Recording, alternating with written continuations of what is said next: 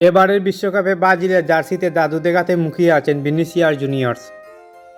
ব্রাজিলের তারকা footballer Vinicius juniors এখন আত্মবিশ্বাসে ভরপুর। ফুটবল ক্লাবের দুর্দান্ত ফর্মে থাকা এই ফরোয়ার্ড এবার একাই ছন্দ ধরে রাখতে চান।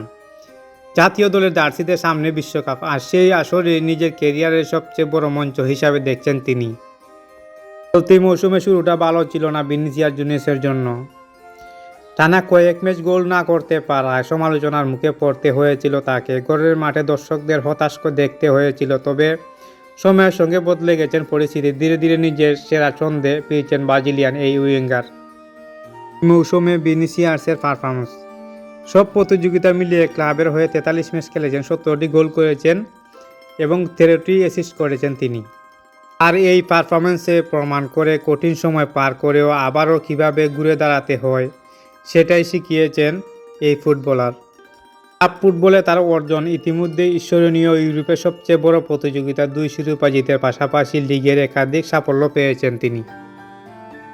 তবে এই ওয়েঙ্গার জাতীয় দলের হয়ে এখনও কোনো বড় ট্রফি জেতা হয়নি তার। জাতীয় দলের হয়ে 45 ম্যাচ খেলেছেন, করেছেন 8টি গোল।